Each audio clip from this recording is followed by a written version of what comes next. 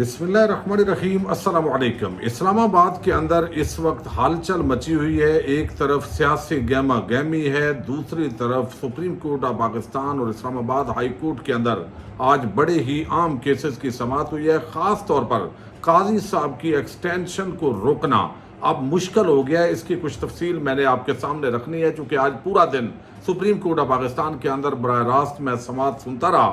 دوسری طرف جو ہے وہ اسلام آباد کے اندر جو 3 سیٹیں ہیں وہ اب نون لیگ کی بجائے تحریک انصاف کو واپس ہونے جا رہی ہیں۔ نون لیگ کے ایم پی اے جو ایم این اے ہے وہ کس طرح آج اس نے معافی مانگنے کی کوشش کی، لیکن اب وقت گزر چکا تھا تو انہیں عدالت کی کارروائی بھی شروع ہو چکی ہے۔ لیکن سب سے جو بڑا آج بریک تھرو ہوا ہے وہ تحریک انصاف کے سربراہ عمران خان اور فضل الرحمان کے مابین ایک بڑے ہی عام مسئلے پر اتفاق ہو گیا، اور حکومت اور طاقتور حلقے ان کے لیے اس پورے معاملے کے اندر جو ہے وہ بڑی پریشانی بڑھ گئی ہے۔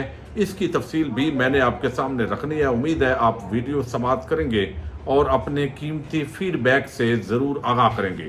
لیکن ایک بڑا ہی عام مسئلہ میں آپ کے سامنے رکھنا چاہتا ہوں۔ میرے ایک دوست ہیں اسماعیل انعام، ان کا تعلق گوجرانوالہ سے ہے، کاموکی سے۔ انہوں نے مجھے تفصیل بھیجی کہ ان کے جو تایا زاد بھائی ہیں ان کی جوان سال بیٹی گوجرانوالہ رتا روڈ پر ایک ٹرانسفارمر پھٹنے کی زد میں آ کر گزشتہ روز ان کا انتقال ہوا۔ آج ان کی بیٹی جو ہے 4 سالہ، اس کا بھی انتقال ہو گیا ہے۔ اب یہ معاملہ کیا ہے؟ ایک طرف آپ دیکھ رہے ہیں کہ بجلی مہنگی ہو رہی ہے، واپڈا جو ہے وہ پاکستانیوں پر یلغار کیے ہوئے ہے، لیکن جہاں پہ کوئی تھوڑا سا جو ہے وہ ٹرانسفارمر میں مسئلہ ہوتا ہے تو وہاں بھی مقامی لوگوں سے پیسے کلیکٹ کر رہے ہوتے ہیں، کہیں پہ تاریں پھٹ رہی ہوتی ہیں تو اس کے اندر بھی جو ہے وہ لوگوں کو چونا لگا رہے ہیں۔ اب انہوں نے شکایت درج کروائی کہ بھائی یہ خطرناک ہے، اس کو آپ ٹھیک کریں، لیکن عارضی طور پہ چونکہ اس ملک کے اندر پورا ملک ہی ماشاءاللہ جگاڑ پہ چل رہا ہے، ہر ادارہ وہ جگاڑ پہ چل رہا ہے، اور پاکستان کا جو پورا سسٹم ہے وہ جب اسی طریقے سے چل رہا ہو تو یہ 2 جانوں کا ضیاع ہوا ہے۔ یہ تو ہمارے سامنے موجودہ مثال ہے، لیکن پورے پاکستان کے اندر یہ اتنی زیادہ اس طرح کی شکایات ہیں۔ بھئی پیسے آپ پاکستانیوں کو روز لوٹ رہے ہو، روز آپ پاکستانیوں کو لوٹ رہے ہو، اور یہ ساری چیزیں آپ کر رہے ہیں، لیکن اس کے باوجود آپ اس پر توجہ نہیں دے رہے، اور اس کا بنتا بھی کچھ نہیں ہے۔ اچھا، آج جو سماعت ہوئی ہے، یہ سماعت اگرچہ پہلی ویڈیو کے اندر میں رکھ چکا ہوں، لیکن خاص طور پر جو سلمان اکرم راجہ ہیں ان کو ایک تو بات نہیں کر رہے تھے۔ پی ٹی آئی کی جو ٹیم ہے اس کا بلنڈر بھی ہے، لیکن اس کا اتنا بلنڈر اس لیے نہیں کہہ سکتے کہ اس وقت جو ہے وہ اتنی گو مگو کی کیفیات کے اندر تھے کہ آپ کسی کو دوڑائیں، اتنا دوڑائیں کہ اس کو ہوش ہی نہ رہے۔ یعنی ایک طرف آپ بلے کا نشان چھین رہے ہیں، اب کہہ رہے ہیں جی آپ پولیٹیکل پارٹی کے طور پر تو رہ سکتے ہیں۔ بھائی پولیٹیکل پارٹی کے تحت بھی رہتے تو آپ کوئی اور بہانہ بنا لیتے۔ جنہوں نے بلے کا نشان نہیں دیا وہ پولیٹیکل پارٹی کو کیا دیں گے؟ اب سلمان اکرم راجہ نے آج کمل شوذب کے وہ وکیل ہیں، اور جو پی ٹی آئی جو خواتین ونگ ہے ان کی وہ صدر ہیں، تو انہوں نے آج قاضی صاحب نے 2-4 چیزیں میں صرف رکھ کے آگے بڑھتا ہوں، چونکہ آج پوری لمبی سماعت تھی۔ میں نے آپ کو پہلے ویڈیو کے اندر بتایا ہے کہ وہاں پہ جو ماحول تھا سپریم کورٹ آف پاکستان کا، عمران ریاض بھی پھر آخر کے اندر انہوں نے بھی کچھ جو ہے وہ وہاں پہ سماعت سنی۔ اچھا، اب یہاں پہ قاضی صاحب کہتے ہیں آپ کو یہی نہیں معلوم کہ احمد رضا نے اپنے کاغذات میں کس پارٹی کا نام لکھا؟ قاضی فائد عیسیٰ: احمد رضا نے بطور آزاد امیدوار انتخابات میں حصہ لیا۔ وکیل فیصل صدیقی نے یہ ان کو بتایا۔ اچھا، سلمان اکرم راجہ جو ہے ان کو کہا گیا کہ انتخابات کے شیڈول کا اختیار الیکشن کمیشن کے پاس ہے۔ جسٹس مندوخیل: اس وقت چیئرمین پی ٹی آئی کون ہے؟ یعنی اس وقت کون ہے؟ جسٹس یحییٰ آفریدی: فی الحال گور علی خان چیئرمین تحریک انصاف ہیں۔ الیکشن کمیشن نے انہیں آزاد امیدوار دیکھا، لیکن گور علی خان نے سنی اتحاد میں شمولیت اختیار نہیں کی۔ الیکشن کمیشن کی ذمہ داری تھی کہ صاف شفاف انتخابات کروائے۔ اب 86 لوگوں کی بات نہ کریں، آپ ایک درخواست گزار ہیں، 86 درخواست گزار نہیں ہیں۔ اب قاضی صاحب کو تپ چڑھ جاتی ہے جب کوئی پی ٹی آئی کا بندہ ہوتا ہے، یا ایسے لگ رہا ہے، یعنی ہمارے بڑے پیارے، آپ کو علم ہے یہ چیف جسٹس آف پاکستان ہے، لیکن ان کے ہوتے ہوئے جو ہے وہ ایک تو یہ کنفلکٹ آف انٹرسٹ کا بھی اب کیس ہے۔ یعنی اگر 2/3 اکثریت قائم رہتی ہے تو پھر اس کا فائدہ کس کو ہوگا؟ سارے ججز کو بھی ہو سکتا ہے، سپریم کورٹ کے سارے ججز کو، یا پھر جو ہے قاضی صاحب کو اسپیسیفک بھی اس کا فائدہ ہو سکتا ہے۔ تو ایسے لگ رہا ہے کہ جیسے حکومت کو اور جو ہے وہ الیکشن کمیشن کو وکیل کرنے کی ضرورت ہی نہیں ہے. قاضی صاحب خود ہی ماشاءاللہ کافی ہیں. اب الیکشن کمیشن اور آپ دیکھیں گے حکومتی وکیل جب بولیں گے تو قاضی صاحب اس طریقے سے جو ہے وہ لائنیں ان کو دیں گے کہ ادھر چلو. وہ ہم نے پچھلی بار اس کو دیکھا ہے. اچھا پوری تفصیل انہوں نے دی ہے, اس کی بڑی ڈیٹیل ڈسکشن ہوئی, لیکن اب اس کی جو آج وہاں پہ تمام کورٹ رپورٹرز کے ساتھ میری بات ہوئی, بہت سارے لوگوں کے ساتھ, تو اس کی جو پوری اسیسمنٹ ہے, ایک تو یہ ہے کہ جیسے فیصلہ پہلے کیا گیا ہے وہی رہے. یعنی الیکشن کمیشن نے کہا کہ یہ سیٹیں آگے بانٹ دیں, وہ بانٹ دی گئی. جو پشاور ہائی کورٹ کا فیصلہ تھا اس نے انڈورس کر دیا اپیل کے اندر, تو وہ ویسے ہی سپریم کورٹ کہے کہ نہیں, سنی اتحاد کونسل یا پی ٹی آئی کا کوئی رائٹ نہیں ہے, تو لہذا یہ ہم نے 6-7 کے ساتھ یا 5-7-8 کے ساتھ یہ فیصلہ کر دیا ہے, تو یہ ویسا ہی رہے گا. اچھا دوسرا آپشن یہ ہے کہ تحریک انصاف سنی اتحاد کونسل کے بجائے, چونکہ تحریک انصاف ان کی اصل پارٹی ہے, تو اصل پارٹی کو یہ تمام نشستیں واپس کر دی جائیں کہ بھئی انہوں نے ووٹ, جیسے اطہر من اللہ صاحب کہتے ہیں کہ چونکہ وہ پولیٹیکل پارٹی کے امیدوار کے طور پہ اور اسی وجہ سے لوگوں نے ان کو ووٹ دیے, یہ بات کلیئر ہے. لیکن خاص طور پہ جو اطہر من اللہ صاحب نے آج بات کی ہے وہ یہ ہے کہ جناب آپ انسانی حقوق کی جتنی دھجیاں بکھیری گئیں, جتنی بدماشی ہوئی, لوگوں کو اٹھایا گیا, تو اس پہ تو 100 موٹو ایکشن لینا چاہیے سپریم کورٹ آف پاکستان کو. یہ 8 فروری کے انتخابات پر 100 موٹو لیں.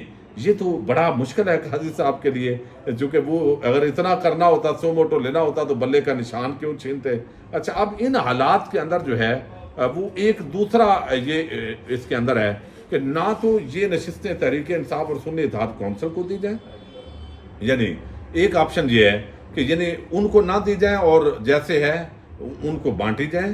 دوسرا یہ ہے کہ سنی اتحاد کونسل کو بجائے پی ٹی آئی کو دے دی جائیں یا انہی کے پاس رہنے دی جائیں, یعنی سنی اتحاد کونسل کو دے دی جائیں. تیسرا جو اس وقت زیادہ جو چانس نظر آ رہے ہیں وہ یہ ہیں کہ یہ کسی کو بھی نہ دی جائیں, یعنی تحریک انصاف کی جو نشستیں ہیں وہ کسی کو بھی نہ دی جائیں. یہ جو 78 بنتی ہیں نشستیں صوبائی اسمبلی اور قومی اسمبلی کی ملا کے, ان کو آپ پوری قومی اسمبلی کی اگر 342 اراکین ہیں تو اس میں سے مائنس کر دیں. باقی جو اسمبلی ہوگی اس کو اصل قومی اسمبلی ڈکلیئر کر دیا جائے. یہ بات ذرا توجہ سے سنیے گا, اس کو ہی ڈکلیئر کر دیا جائے کہ یہی اصل اسمبلی ہے. اچھا اس کے اندر ایک ٹیکنیکل نقطہ بھی پیدا ہوگا, وہ یہ کہ جو ابھی سینٹ کے انتخابات ہوئے ہیں اس کے اندر بھی چونکہ ووٹ دیے گئے ہیں ان لوگوں کی طرف سے, تو وہ جہاں پہ دیے گئے ہیں اس کے پھر کیا اثرات ہوں گے, وہ آگے چیزیں پھر جو ہے وہ بڑھیں گی. تو اگر یہ نہیں ہوتا تو پھر کیا ہوگا, اس کا رزلٹ یہ ہوگا کہ اس کے اندر پھر حکومت کے پاس 2/3 اکثریت برقرار رہے گی. چونکہ ابھی جتنی نشستیں ہیں پی ٹی آئی کو بھی نہ دی جائیں, حکومت کو بھی نہ دی جائیں, وہ مائنس کر کے اگر پورا کیلکولیشن کی جائے تو پھر حکومتی پارٹیز کے پاس 2/3 اکثریت برقرار رہتی ہے. اور یہ اگر برقرار رہے تو پھر قاضی صاحب کی جو ایکسٹینشن ہے وہ بھی ہو سکتی ہے, جو ترامیم انہوں نے کرنی ہے وہ ہو سکتی ہیں. تو لہذا یہ تحریک انصاف کے لیے مشکل صورتحال ہے. بہرحال کل کی جو سماعت ہے وہاں سے میں لائیو آپ کو دوں گا, بہت اپڈیٹس, وہ بڑی اہمیت اختیار کر گئی ہے. اچھا دوسری طرف ایک اور بڑی ڈیولپمنٹ ہوئی ہے اور وہ ہے فضل الرحمان اور عمران خان کا ایک نقطے پر اتفاق کرنا. یہ جو آپریشن عدم استحکام ہے, اس کو فضل الرحمان نے بھی عدم استحکام قرار دیا ہے. عمران خان نے بھی آج علی امین گنڈا پور کے ساتھ جو میٹنگ ہوئی ہے اس کے اندر انہوں نے اس کو ریجیکٹ کر دیا ہے. اب ایک تو آج ہم سوال کرتے رہے وہاں بیرسٹر علی گور سے کہ بتائیے کہ جناب آپ جو ہے وہ تو یعنی آپریشن کی مخالفت تو نہیں کر رہے ہیں, بیسیکلی تو آپ یہی چاہتے ہیں کہ آپ کو اعتماد میں لیا جائے. تو اعتماد میں تو حکومت کہہ رہی ہے کہ ابھی ڈیٹیل ڈسکشن ہوگی اور اس میں ہم اعتماد کے اندر لیں گے. لیکن یہاں پر آج اتحاد کی جو بات فضل الرحمان نے کی ہے وہ بڑی عام بات ہے, اور میں سمجھتا ہوں اصولی طور پر اگر اس پر فضل الرحمان پکے رہتے ہیں تو یہ بات درست ہے. انہوں نے کہا ہے کہ بھائی اتحاد تو ہم نزدیک ہیں, بن سکتا ہے, لیکن اتحاد بننا اچھی بات نہیں ہے. پہلے مجھے نون لیگ پیپلز پارٹی والوں نے دھوکہ دیا, اگر زرداری اور نواز شریف والا کام کل عمران خان کریں تو پھر میں کدھر جاؤں گا. وہ کہتے ہیں لیکن ایسا نہیں کہ معروضی ضرورت کے لیے اکٹھے ہوں اور مقصد حاصل ہونے پر شہباز شریف اور زرداری بن جائیں, پھر آئین کی بالادستی تک کھڑے رہنا چاہیے. یعنی آئین کی بالادستی سے مراد یہ ہے کہ اسٹیبلشمنٹ کی پاکستان کی سیاست سے مداخلت کا خاتمہ. وہ کہتے ہیں کہ پھر اس نقطے پر یہ اتحاد جو ہے وہ ہونا چاہیے. اچھا اس کے اندر انہوں نے کہا کہ یہ آپریشن عدم استحکام نہیں بلکہ در حقیقت یہ آپریشن عدم استحکام ثابت ہوگا۔ پھر وہ کہتے ہیں کہ نیشنل پارٹی کے سربراہ ڈاکٹر مالک اصغر چکزئی، خوشحال خان کاکڑ، عبد الخالق ہزارہ، یہ سب سے ملاقات کے بعد کوئٹہ کے اندر انہوں نے یہ کانفرنس کی ہے۔ اس کے اندر انہوں نے کہا کہ ایک تو جس شناختی کارڈ کی بنیاد پر آرمی چیف پاکستانی ہے اسی بنیاد پر میں بھی پاکستانی ہوں، ہم سب اس ملک کے برابر کے شہری ہیں، لیکن ایک طبقہ سمجھے کہ اس نے حاکم اور باقی سب نے غلام رہنا ہے۔ واضح کرنا چاہتے ہیں کہ ہمارے قبیلوں کے یہ قسم نہیں ہے، ہماری 300 سالہ تاریخ غلامی کے خلاف جنگ لڑنے کی ہے، انگریزوں کے خلاف 50,000 سے زائد مجاہدین کو شہید کیا گیا۔ کیا پاکستان جرنیلوں کی غلامی کے لیے حاصل کیا گیا تھا اور جانوروں کی طرح وہ ہمیں ہانکیں گے؟ ایسا کبھی نہیں ہوگا۔ تو وہ اسٹیبلشمنٹ پر بڑی جو ہے وہ تنقید کر رہے ہیں۔ پھر انہوں نے کہا کہ ملک میں ریاستی ریٹ نہ ہونے کے برابر ہے، خیبر پختونخوا میں سورج غروب ہوتے ہی پولیس تھانوں میں بند ہو جاتی ہے، ملک کے چپے چپے پر فوج اور پولیس موجود ہے، کیوں بے بس ہیں؟ پھر انہوں نے کہا کہ ایپیکس کمیٹی کیا ہے؟ جب تحصیل لیول پر ہوتی ہے تو وہاں میجر بیٹھتا ہے، ضلعی سطح پر کرنل بیٹھتا ہے، صوبے کی سطح پر کور کمانڈر، اور جب وفاق کی سطح پر آرمی چیف بیٹھتا ہے۔ جب کسی اجلاس میں وردی والا ہوگا تو فیصلہ وہ کرے گا یا باقی لوگ کریں گے؟ اب یہ بات جمہوری اعتبار سے دیکھا جائے تو یہ اصولی ہے۔ تو لہذا انہوں نے کہا جی اتحاد اور پی ٹی ایسے ہو سکتا ہے، قریب ہے بلکہ، اور اس نقطے پہ بھی اتفاق ہے۔ عمران خان نے بھی اس آپریشن کی مخالفت کی ہے، فضل الرحمان نے بھی مخالفت کر دی ہے۔ یہ ایک بڑا اس معاملے کے اندر ان کا ایک الائنس ہو گیا اس نقطے پہ۔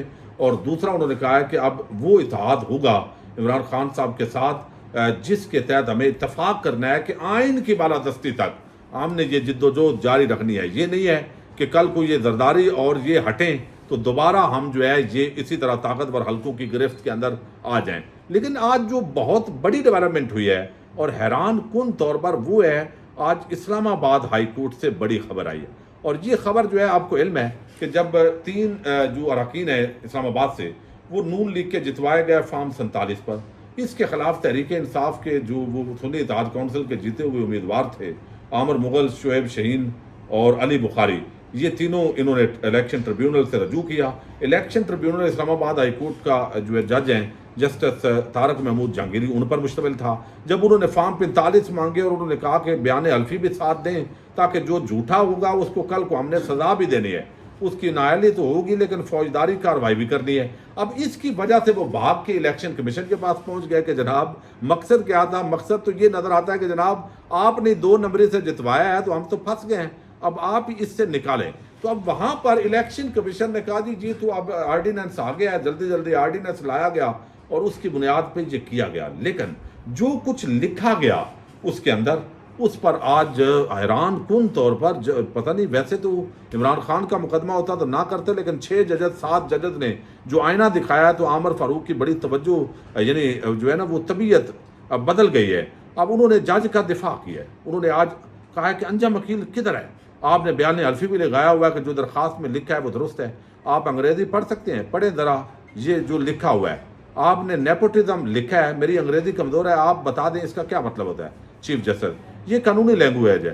اقربا پروری لکھا ہے، آپ نے یہ الزام کیوں لگایا عامر فاروق؟ انجم وکیل کے ساتھ کھڑے وکیل لکمہ دیا اور اس پر جج برہم ہوئے، انہوں نے کہا ذاتی حیثیت سے چونکہ طلب کیا ہے تو انجم وکیل نے بالآخر آج معافی مانگی ہے۔ جی یہ بتائیں کہ جج صاحب نے کہاں تعصب ظاہر کیا ہے جہاں آپ کا لگا کہ یہ انصاف نہیں کریں گے؟ میں معذرت چاہتا ہوں انجم وکیل، الیکشن کمیشن نے آپ کی درخواست پر ساری کارروائی کی، آپ بتا تو دیں چیف جسٹس، آپ سوری کر رہے ہیں، یہ بتائیں باعث کیا ہوتا ہے؟ یہ لیگل لینگویج ہے؟ نہیں، یہ لیگل لینگویج نہیں ہے، یہ سادہ انگریزی ہے۔ وہ کہتے ہیں نہیں ہم نے سفارش نہیں کی۔ اچھا یہ مجھے نہیں پتا سفارش کی ہے یا نہیں ہے، آپ پارلیمنٹرین ہیں، آپ قانون بنائیں گے، آپ نے پوری اکانومی چلانی ہے، آپ وہاں جا کر بھی کہیں گے کہ مجھے اکانومی کا نہیں معلوم، لیکن لیگل گراؤنڈ پر میرے وکیل عدالت کو بتائیں گے۔ وکیل اپنے سے تو نہیں کرتا، آپ نے کہا تو انہوں نے یہ درخواست دی، تو آج انہوں نے توہین عدالت کے لیے شو کاز نوٹس جاری کر دیا انجم وکیل کو، جو ہیں وہ کرنا چلیں کچھ بھی بعد میں بچا لیں گے جیسے بھی ہوگا، لیکن عامر فاروق بہرحال ایک جج کے ساتھ تو کھڑے ہوئے ہیں اور آرڈیننس جو ہے اس پر بھی آج انہوں نے بھرپور طریقے سے بات کی ہے۔ اور اس کے اندر اسلام آباد ہائی کورٹ نے ٹریبیونل تبدیلی کا جو الیکشن کمیشن کا فیصلہ ہے وہ معطل کر دیا، جس سے ٹیکنیکلی جیسے طارق محمود جہانگیری کا جو ٹریبیونل ہے وہ اب بحال ہو گیا، اور وہ اگر واقعی یہ کارروائی کرتا ہے تو چند ہفتوں کے اندر اگر کوئی نیا پینڈورا باکس نہیں کھلتا تو پھر یہ تحریک انصاف کو نشستیں واپس ہو رہی ہیں اور یہ فارم 47 والے سب کے خلاف فوجداری مقدمات بھی درج ہوں گے. لیکن سوال پھر وہی ہے، جنہوں نے اتنا ارینجمنٹس کیے ہیں تو کیا وہ واپس تحریک انصاف کو یہ نشستیں دیں گے؟ اگر یہ 3 نشستیں مل گئی تو لاہور ہائی کورٹ نے بھی آج بڑا گھیرا ڈالا ہے، اس پہ بھی ہم اگلی ویڈیوز کے اندر بات کریں گے. پاکستان زندہ باد، پاک فوج پائندہ باد.